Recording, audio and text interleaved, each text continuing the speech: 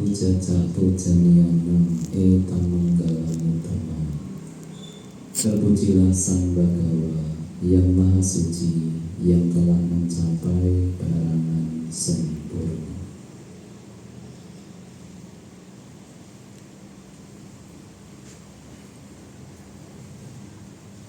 Pemimpin puja bakti,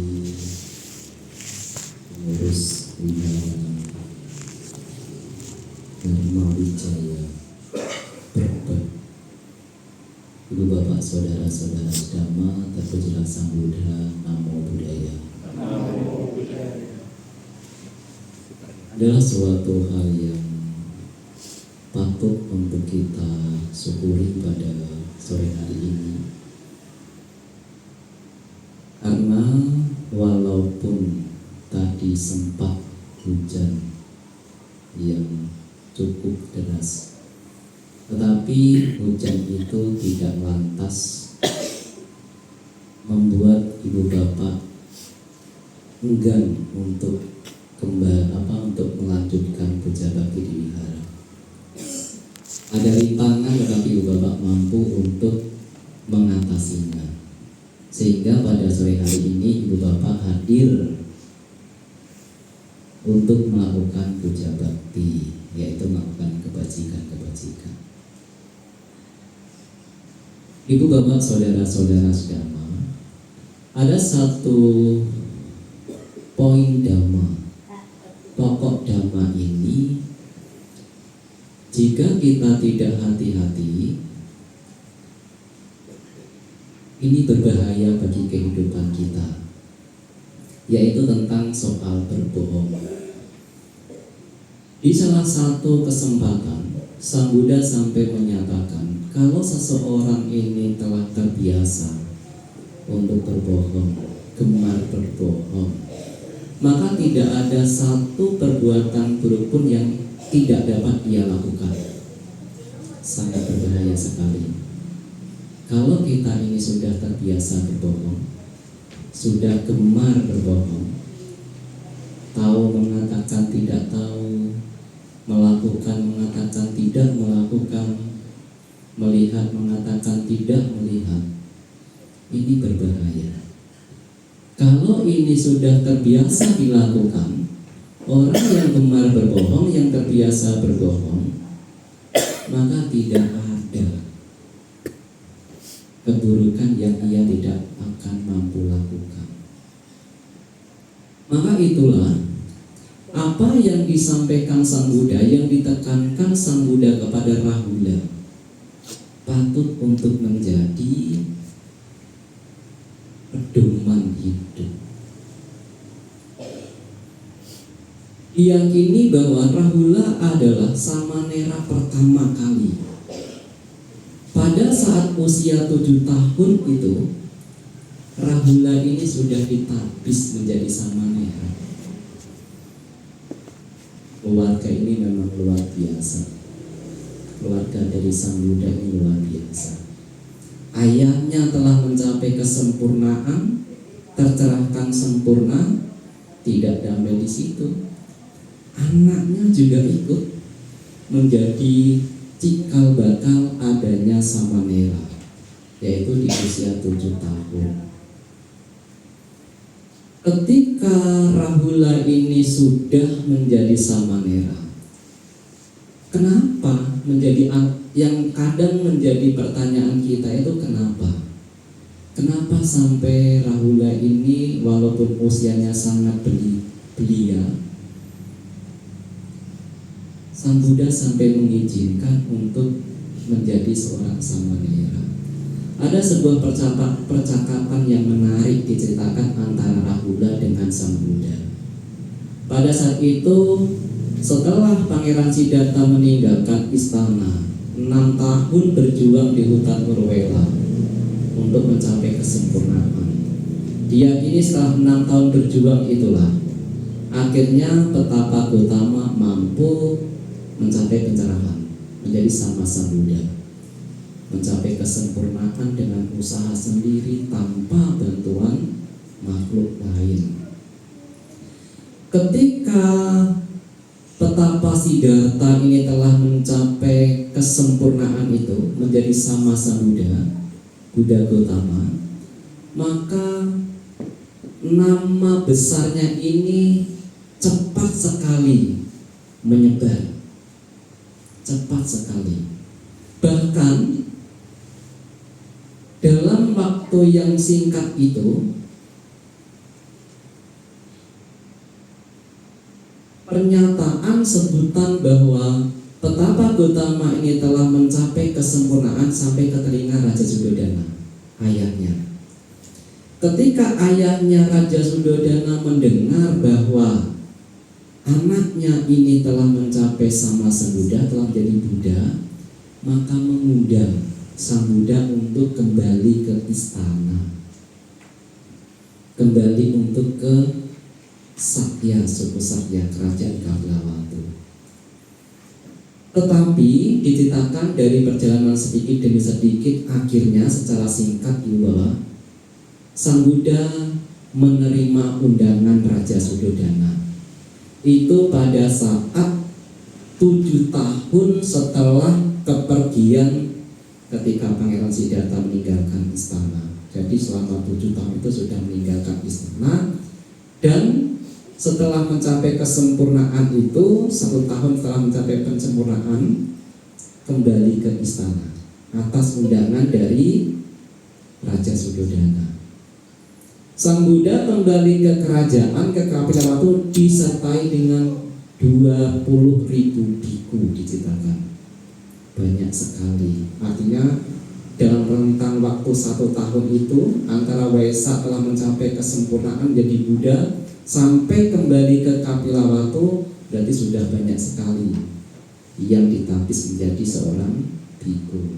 Sampai ke Kapilawatu harus disertai dengan 20.000, diceritakan, termasuk Bante Sariputta dan Bante Moggallana. Ketika sang Buddha sampai di Kapilawatu, disitulah percakapan antara anak ini, Rahula, dan sang Buddha terjadi. Walaupun saya menceritakan secara singkat, kira-kira seperti ini. Anak yang baru usia 7 tahun itu, diceritakan Bapak, walaupun awalnya belum pernah melihat, ketika ditinggalkan oleh Pangeran Siddhartha, kan baru saja lahir, belum mampu melihat wajah dari ayahnya ini seperti apa. Tetapi ketika Rahula ini pertama kali melihat betapa Gautama, sang Buddha itu, seolah-olah sudah pernah bertemu, ada rasa bahagia, diceritakan. Bahkan sampai Rahula ini tidak mau lepas dari sang Buddha. Kok rasanya saya nyaman ya bersama dengan petapa ini? Apakah mungkin petapa ini adalah keluarga saya? Mungkin seperti itu. Mungkin kan ada hubungan karma itu, sehingga pertama kali melihat pun ya seolah-olah kok sudah pernah bertemu. Nah, akhirnya Ratu atau Putri Yasodhara itu berbicara kepada Rahula. Rahula, tahukah betapa yang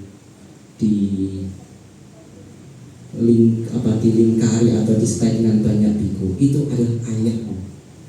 Mintalah warisan kepada ayahmu itu.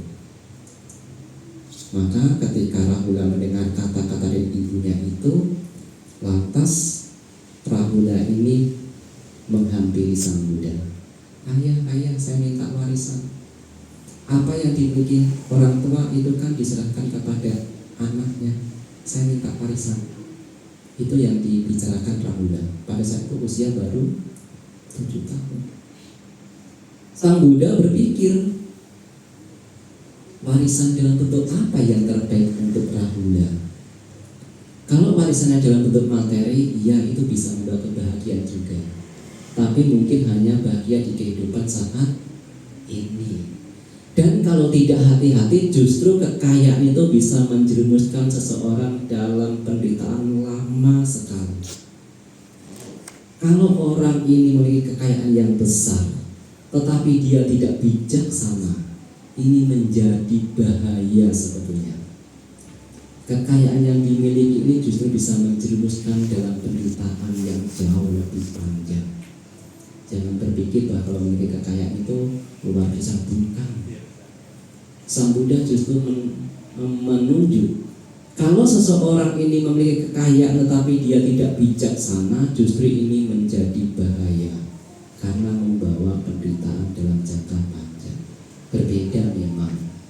Berbeda memang kalau seandainya orang ini kaya, banyak kekayaan, kesejahteraan, tetapi dia bijaksana, justru itu kesempatan untuk mendatangkan kebahagiaan. Tidak hanya di kehidupan sekarang, tetapi justru juga kehidupan yang akan datang. Itu kalau bijaksana. Maka ketika berpikir bahwa harta yang dimiliki itu justru bisa membawa bahaya, maka Sang Buddha akhirnya berpikir, bagaimana kalau saya memberikan warisan dalam bentuk lain? Maka itulah akhirnya Sang Buddha memberikan warisan 7 kekayaan para Arya. Jadi para Arya ini juga walaupun hanya membawa jubah, hanya membawa pata, itu diceritakan memiliki kekayaan yang justru lebih mulia. Yang pertama adalah kekayaan keyakinan kepada Tiratana, kekayaan moralitas. Memiliki moralitas itu berarti orang kaya secara batin. Karena orang yang memiliki moralitas itu juga bisa membawa kebahagiaan. Tidak hanya ia yang memiliki kekayaan saja yang bisa bahagia. Saya agak terganggu dengan pemandangan lalu lalang anak. Jadi pikiran saya agak susah untuk konsentrasi.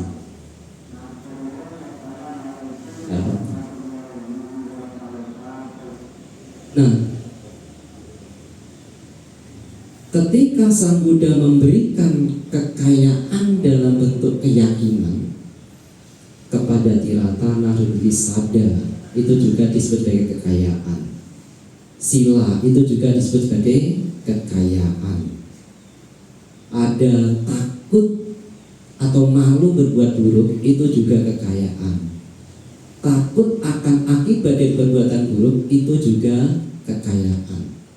Memiliki pengetahuan, tentu pengetahuan dalam hal yang baik, bisa membedakan ini baik, ini buruk, ini bermanfaat, ini tidak bermanfaat. Ini juga kekayaan. Memiliki kedermawanan, itu juga kekayaan. Dan bijaksana itu juga kekayaan. Artinya secara singkat gini, akhirnya Sang Buddha meminta kepada Bante Sariputta, kalau begitu Sariputta, tapislah Rahula menjadi seorang Samanera.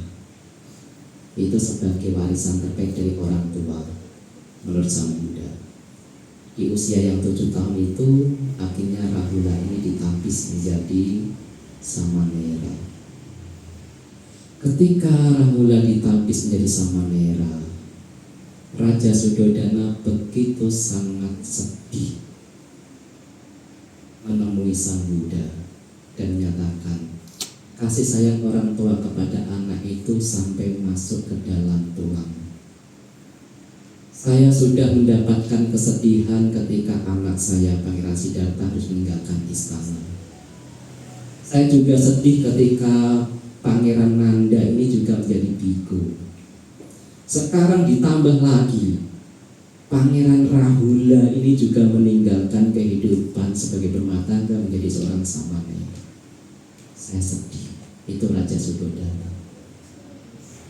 Maka akhirnya Raja Suddhodana meminta kepada Sang Buddha, berikanlah satu anugerah bagi kami. Jangan menapis seseorang yang tidak mendapatkan izin.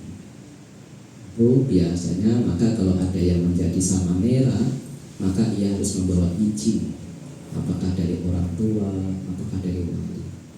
Begitu juga ketika menjadi seorang biku, kalau tidak ada izin ya tidak bisa. Kalau seandainya seorang biku itu menapis yang bukan membawa surat izin, maka dia melakukan pelanggaran dukata. Menariknya sekali bahwa ketika Rahula ini telah menjadi seorang Samanera, satu ajaran pokok Dhamma yang ditekankan Sang Buddha sejak ketika masih kecil, bahkan di usia 7 tahun. kejujuran. Kejujuran ini bahkan ditekankan, diajarkan Sang Buddha ketika Rahula masih usia 7 tahun, yaitu ketika masih menjadi samanera. Proses pendidikan jika disertai dengan kejujuran ini menjadi pondasi kuat. Inilah pentingnya kejujuran. Apakah dengan pasangan hidup, apakah anak dengan orang tua, apakah orang tua dengan anak jujur. Di awal seperti yang saya sampaikan, kalau seandainya orang ini sudah mulai berbohong, suka berbohong, gemar berbohong, bahkan tidak ada kejahatan yang tidak bisa ia lakukan, itu sangat berbahaya sekali. Maka sebagai orang tua misalnya, ketika seorang pemuda atau seorang pemudi, gadis dan pemuda ini sudah memutuskan saya ingin menjalani kehidupan sebagai berumah tangga, dan ketika itu mengharapkan anak-anak lahir di dalam lingkungan keluarga, maka ibu dan ayah memiliki kewajiban. Jangan sampai hanya berpikir tentang kebahagiaan sebagai orang tua, tetapi orang tua juga memiliki kewajiban bagaimana anak di keluarga ini mau diapakan. Di dalam Sikawada Sutta setidaknya 3 di awal ini kewajiban ibu dan ayah kepada anak-anaknya. Yang pertama, Sang Buddha menyebutkan hindarkan anak dari perbuatan buruk. Ini kewajiban. Kewajiban seorang ayah, kewajiban seorang ibu bagaimana memberikan nasihat kepada anak-anak ini agar menghindari perbuatan buruk. Maka itulah sebagai seorang orang tua atau ibu ayah harus memiliki keterampilan, memiliki pengetahuan untuk mendidik anak. Karena Sang Buddha juga menyebutkan ibu dan ayah adalah pubbacariya. Pubbacariya adalah guru awal, bukan guru di sekolah. Guru awal bagi anak-anak adalah ibu dan ayah. Kalau dari kecil sudah tidak ditanamkan tentang kejujuran, tidak menghargai tentang kejujuran, nanti kalau sudah remaja, sudah dewasa, karena berbagai cara dia berteman dengan orang dari berbagai kalangan, dia mungkin memiliki perilaku yang kurang baik. Dan ketika tidak memiliki perilaku yang kurang baik itu, datang ke wihara, oh Bante biar anak saya ikut Bante diikuti ya, tidur di wihara. Saya berpikir, saya menjadi seorang biku ini bukan untuk mengasuh anak ya, karena saya tidak punya keterampilan, karena pernah di suatu daerah. Mungkin karena saking pusingnya seorang ibu, sehingga anaknya ini mungkin memiliki perilaku yang kurang baik, menakutkan bagi orang tua, maka harus dibawa ke wihara. Dan kalau sudah dewasa kan seolah-olah ini sudah terlalu. Maka sejak kecil itulah Sang Buddha sudah mewanti-wanti di dalam Sikawada Sutta. Ibu dan ayah memiliki kewajiban kepada anak-anaknya. Yang pertama adalah hindarkan anak itu dari segala macam perbuatan buruk. Lalu bagaimana mendidik anak, Bante? Bagaimana menerapkan kejujuran? Berbagai cara dilakukan di dalam Dhamma. Sang Buddha salah satunya menyebutkan kita bisa belajar bagaimana ketika kita membaca ajaran Sang Buddha ini, sekreatif mungkin orang tua ini menerapkan ke dalam kehidupan sehari-hari. Misalnya gini di bawah, Sang Buddha pernah menyatakan bahwa ada jenis ucapan yang bagaikan kotoran, ucapan yang bagaikan bunga, ucapan yang bagaikan madu. Apa itu ucapan bagaikan sampah atau bagaikan kotoran? Orang yang mengatakan ketika melihat mengatakan tidak melihat. Orang yang ketika mendengar mengatakan tidak mendengar. Ia melakukan sesuatu mengatakan tidak melakukan sesuatu, berbohong. Orang yang ketika berbicara berbohong itu adalah ucapan bagaikan kotoran, berbau. Bau. Kotoran itu kan bau ya. Disukai tidak? Tidak. Siapa yang mau dekat-dekat? Jarang. Orang yang suka berbohong itu ibarat orang ini berucap sesuai dengan kotoran. Ibarat kotoran, bau. Bukan berarti bahwa badannya yang bau, bukan. Artinya gini, kalau orang ini suka berbohong, di masyarakat dia mendapatkan nama baik atau nama buruk? Nama buruk. Kebohongan itu adalah bau, artinya adalah reputasi di masyarakat buruk. Reputasi buruk itulah bau busuk. Siapa yang suka dengan pembohong?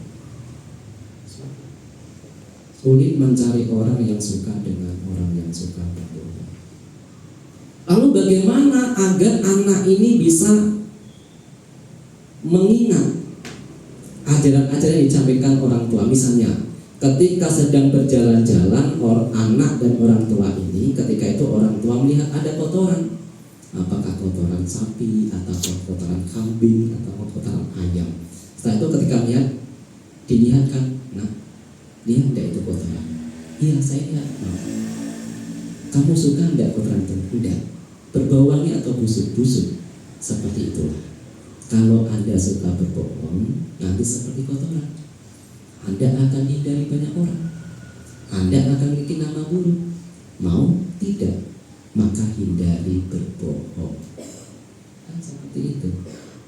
Kita bisa melihat dari beberapa lingkungan. Karena menariknya Sang Buddha ini mengajarkan dhamma dengan berbagai perumpamaan. Misalnya seperti itu. Yang pertama, ucapan bagaikan kotoran itu adalah ketika berbicara ini bohong, suka berbohong, sudah gemar berbohong.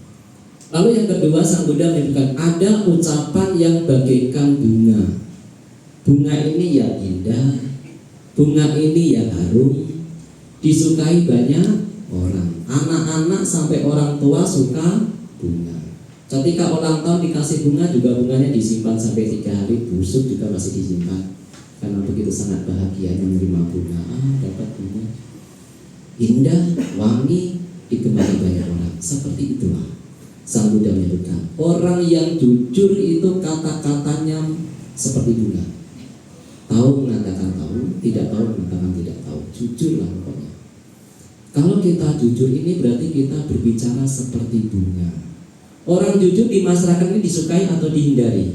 Disukai.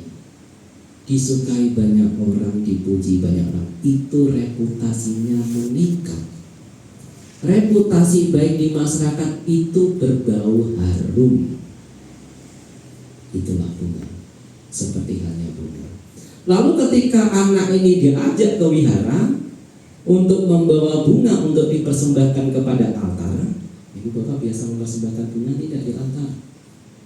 Dulu di zaman Sang Buddha itu Anathapindika bahkan ketika jatuh miskin itu masih membawa persembahan loh ke wihara.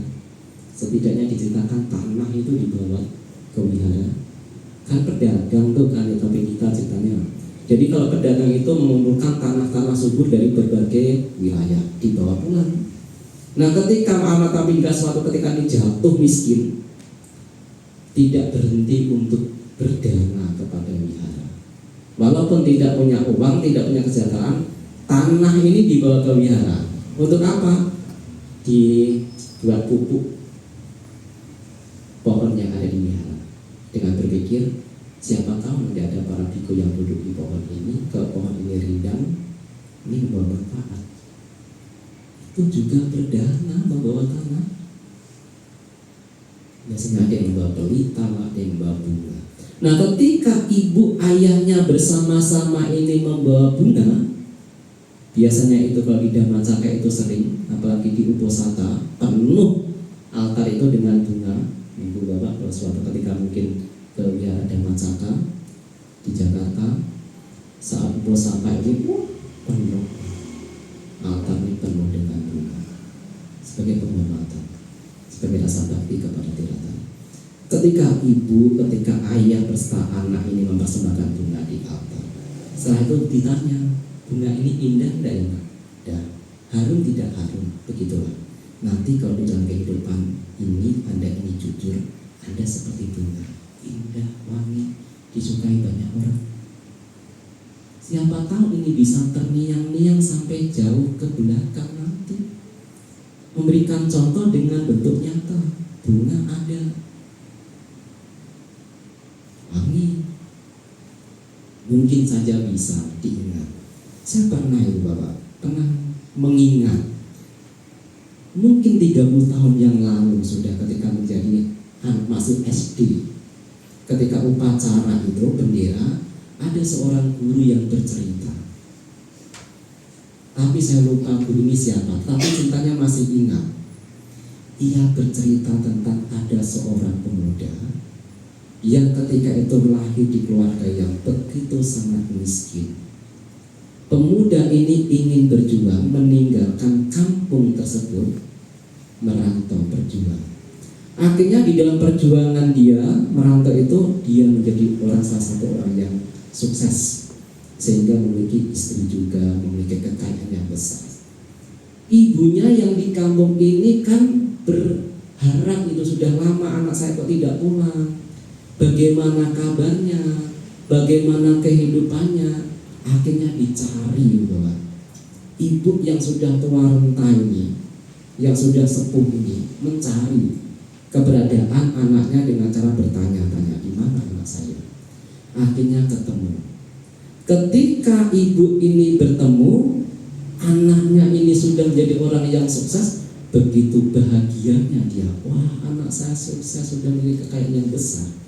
Tetapi ketika berkata seperti itu, nak, pemuda ini siapa? Dia sudah tidak mengenali.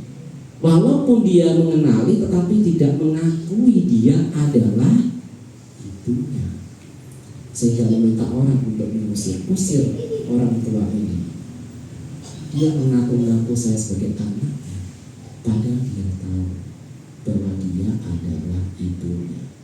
Itulah kisah maling kundang yang pernah saya dengar bahkan mungkin 20 tahun yang lalu.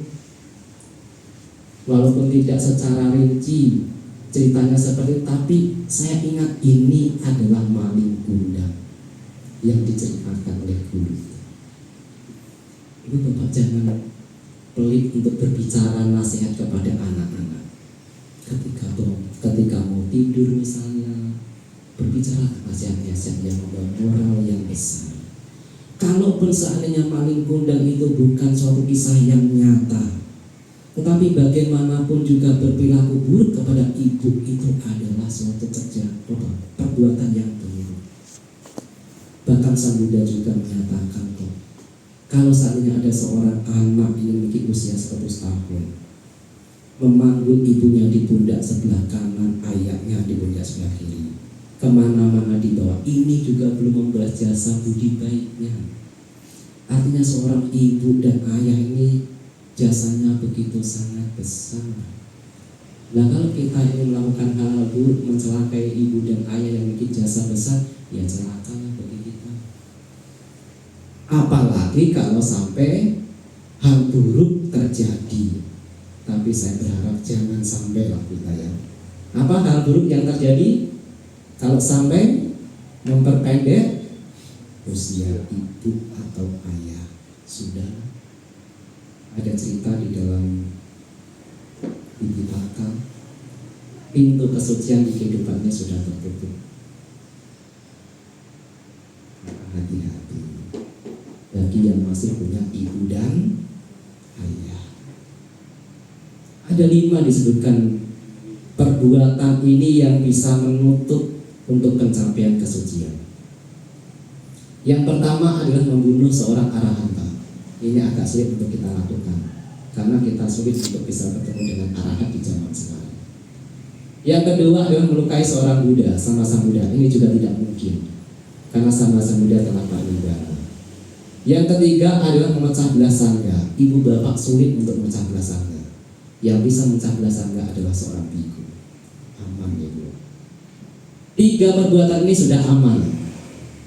Tetapi yang 1 dan 2 ini masih ada. Selama ibu bapak masih memiliki ibu, masih memiliki ayah, hati-hati. Dan kalau kita tidak emosi. Bahkan kecerobohan kita bisa mengakibatkan fatal. Saya pernah membaca kisah terjadi di kota Bekasi atau di Malang. Ada seorang anak yang pada malam hari itu tidur dengan ayahnya.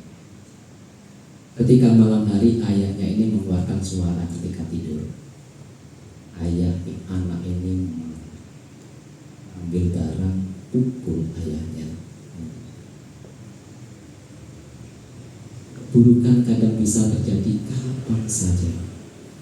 Maka batin kita harus terlatih. Kalau batin kita tidak terlatih, bahkan ocehan sedikit bisa kita mengambil batu, kita lempar orang itu dengan batu. Kalau tidak terampil, maka hati-hati.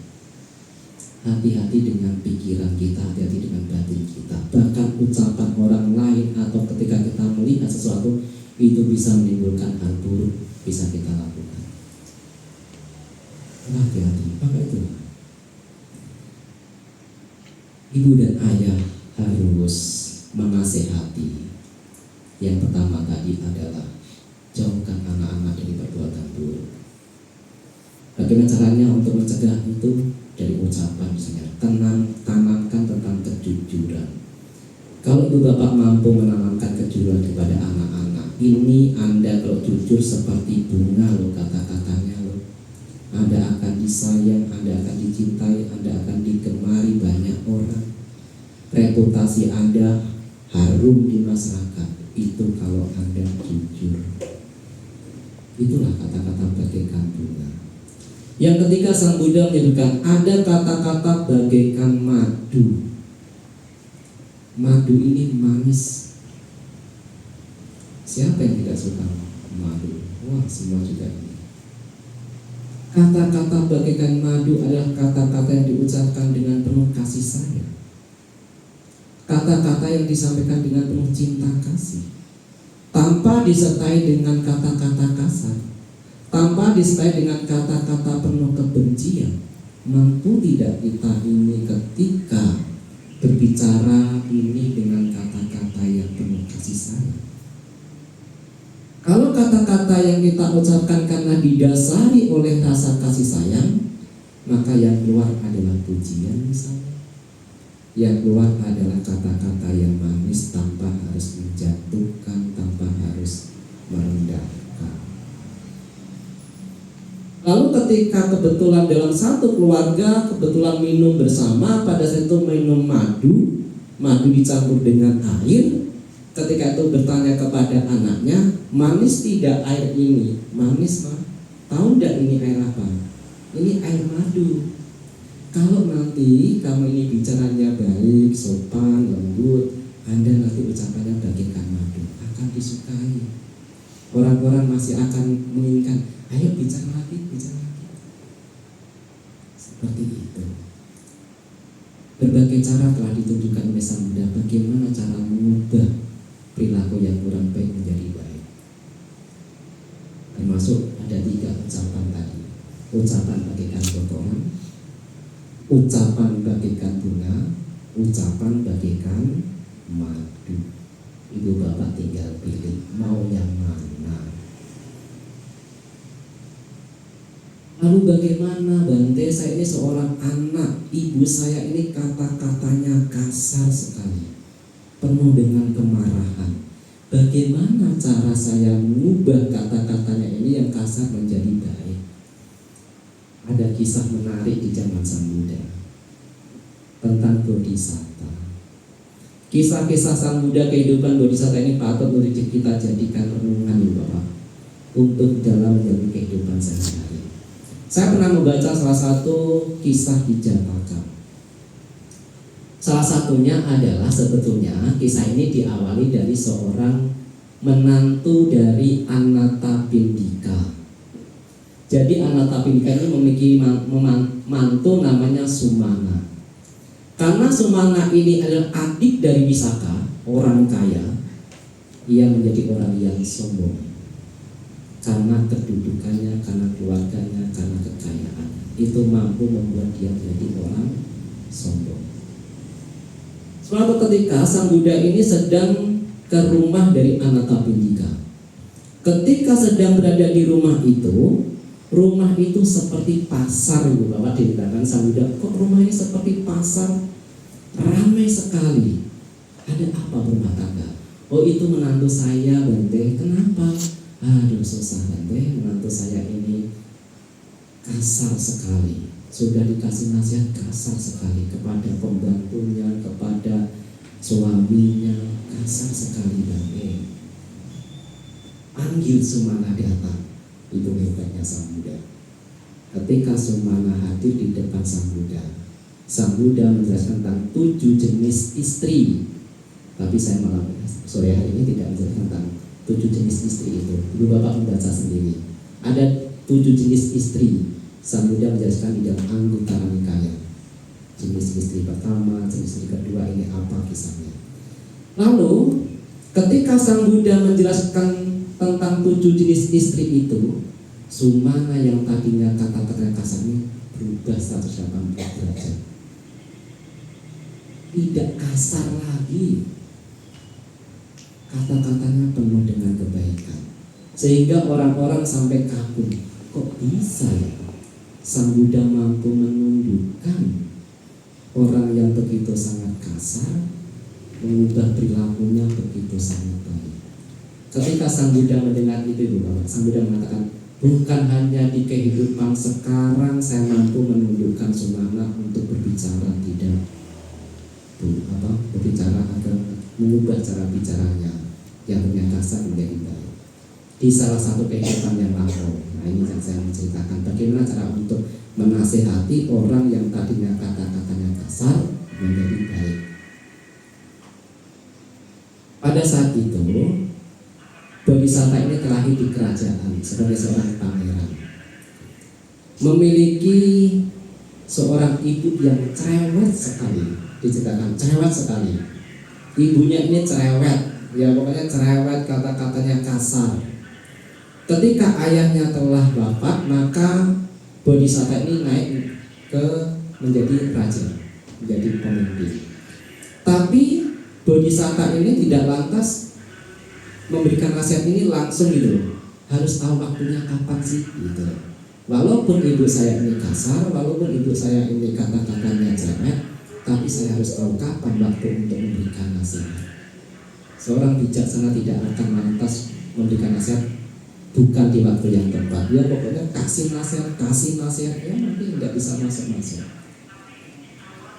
Suatu ketika raja ini Bodhisatta disertai dengan ibunya sedang berjalan-jalan di taman. Ketika sedang berjalan di taman kerajaan itu, kebetulan ada burung yang warnanya begitu sangat indah dipandang, tetapi suaranya nyaring. Sehingga karena suaranya nyaring tidak enak didengar itu, para pengawal ini pun akhirnya mengusir burung itu, dikejar-kejar untuk diusir. Itu yang pertama. Ketika melanjutkan perjalanan ke depan sedikit, ada burung yang walaupun bulunya ini tidak indah, tapi suaranya merdu sekali, sehingga orang-orang yang ketika itu berada di situ begitu sangat bahagia. Ayo bernyanyi lagi, merdu sekali. Bodhisatta ingat, inilah waktunya untuk saya memberi nasihat kepada ibu saya. Bertanya kepada ibunya, Ma, kenapa ya ada jenis dua burung? Yang pertama, walaupun itu indah bulunya, tetapi kok diusir tidak disukai. Tetapi yang kedua, walaupun bulunya tidak indah, tetapi ia disukai, membuat orang bahagia. Mendengar itu ibunya merenung, oh dari suara. Walaupun memiliki tubuh yang indah misalnya, tapi kalau kata-katanya kasar, disukai tidak? Tidak, dijauhi. Walaupun secara jasmaninya tidak indah, tetapi kalau ucapannya baik, seperti madu misalnya, seperti bunga misalnya, ia akan disukai. Itu cara terbaik Bodhisatta untuk menyadarkan ibunya agar membebaskan dirinya dari kata-kata kasar. hanya dengan menunjuk dua jenis guru sebagai orang tua, ibu dan ayah, untuk memberikan nasihat kepada anak-anaknya seberapa terampil Anda mengambil makna yang ada di dalam dhamma itu dan kembalikan kepada anak-anak dalam nasihat. Bagaimanapun juga ibu bapak jangan menaruh harapan besar kepada para guru, karena waktunya tidak sebesar ibu dan ayah ketika di rumah. Karena Sang Buddha menyebutkan bahwa ibu dan ayah adalah Pubbacariya, guru awal bagi anak-anak, maka punya kewajiban. Seperti di awal yang pertama adalah hindarkan anak ini dari ucapan buruk, perilaku jasmani buruk, setidaknya itu dulu. Yang kedua adalah ajarkan anak-anak untuk melakukan kebajikan. Itu kewajiban sebagai ibu. Kalau sejak kecil ini anak-anak sudah dilatih untuk berbicara baik, perilaku jasmani baik, memiliki kedermawanan, maka agak sulit ketika dewasa dia akan mengusir ibunya dari rumah. Pergi kamu dari rumah, ini sudah milik saya. Kenapa? Sejak kecil sudah terbiasa berbagi kok. Orang yang ingin memiliki atau menguasai harta orang lain itu karena sulit berbagi. Tapi kalau sudah dari kecil dia dilatih untuk berbagi, memberi ucapan baik, perilaku jasmani baik, sulit rasanya ketika tua anak ini tidak akan berbagi, bahkan mengusir, bahkan memenjarakan ibunya, memenjarakan ayahnya demi apa? Warisan. Ada kisah? Ada. Entah berapa kali saya mendengar kisah-kisah seperti itu.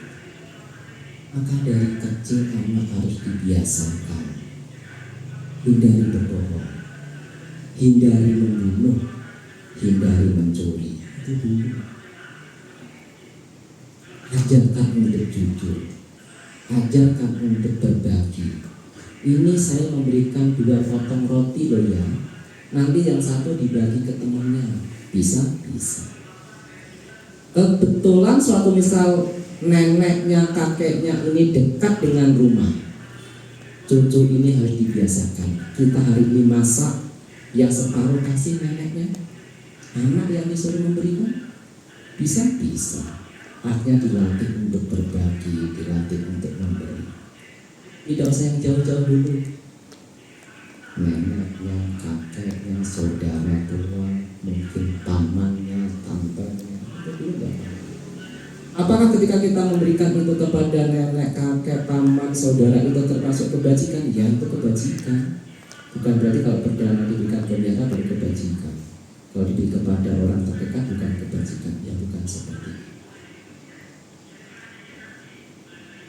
Ajarkan untuk menghindari segala macam kata-kata yang tidak benar.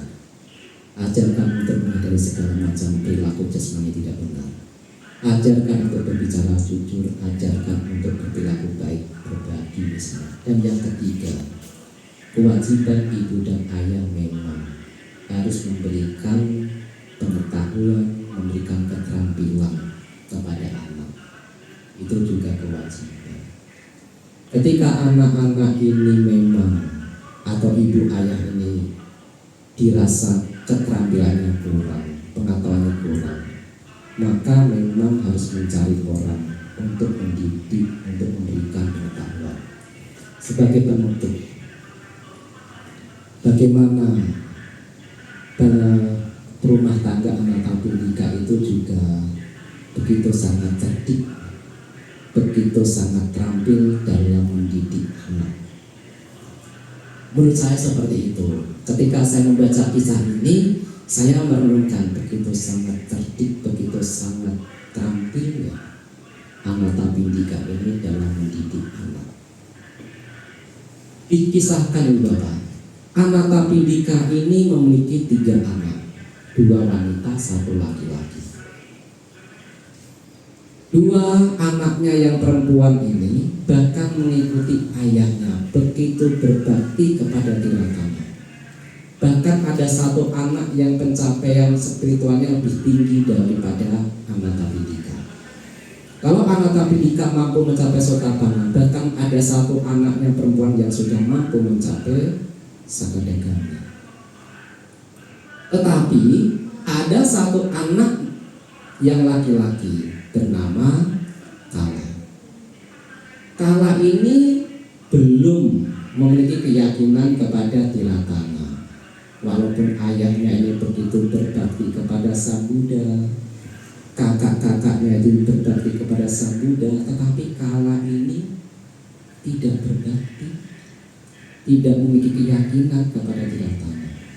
Suatu ketika berpikir, Anatabhidika ini berpikir bagaimana caranya agar anak saya ini memiliki keyakinan kepada Tilatana. Karena saya berpikir seperti ini, mungkin ya, bukan berarti bahwa agar Sang Buddha ini memiliki pengikut banyak, bukan. Agar ketika anaknya ini ikut Sang Buddha, wah pengikutnya Sang Buddha banyak, bukan. Karena Sang Buddha sudah meninggalkan semua itu, meninggalkan pengikut, meninggalkan perolehan, meninggalkan pujian, meninggalkan penghormatan. Semua itu sudah ditinggalkan. Untuk apa? Bahkan kekayaan yang begitu sangat besar di istana saja ditinggalkan. Bahkan menjadi seorang raja itu kan pengikutnya banyak, toh itu pun ditinggalkan. Jadi damai yang diajarkan Sang Buddha bukan demi pengikut, bukan demi pujian, bukan demi penghormatan, tetapi demi terbebasnya dari penderitaan. Anatabhidika berpikir bagaimana ini caranya agar Kala ini memiliki bakti, memiliki keyakinan kepada Tilatana.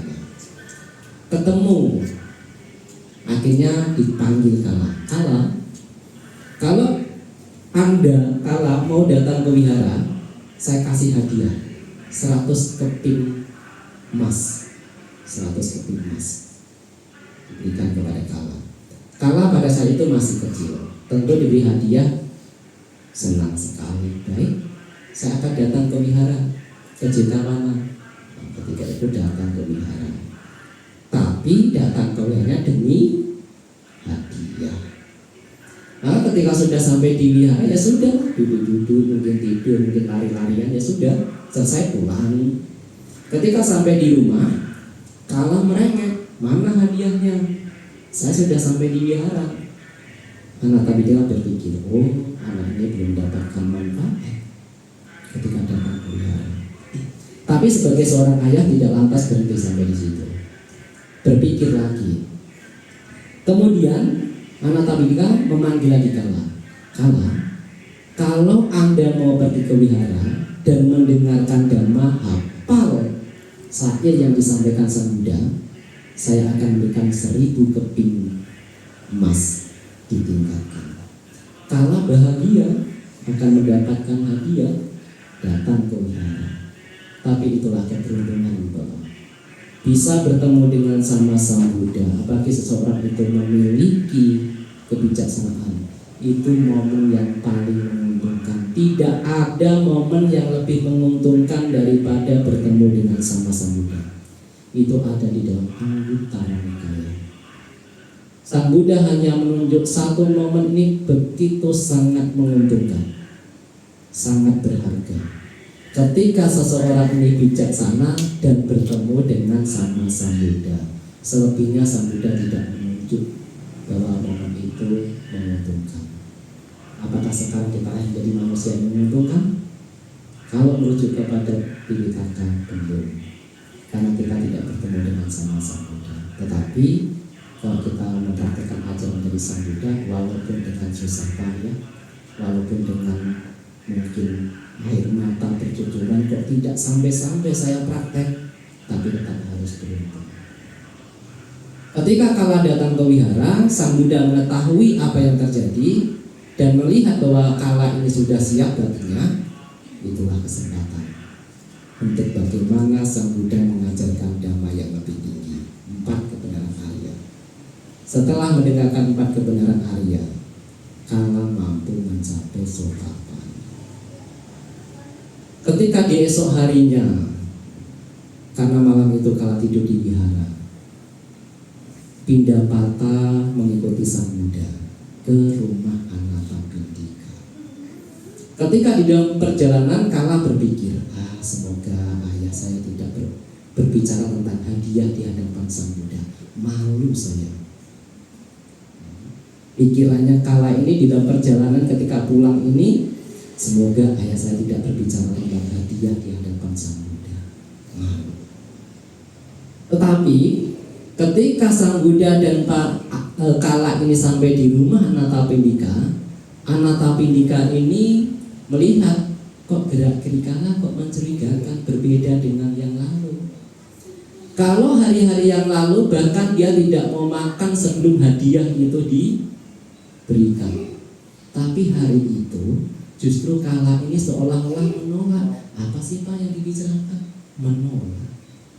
Akhirnya ditanyakan kepada sang Buddha, sang Buddha kok berbeda ya sikap Kala sekarang dengan yang lalu? Kenapa?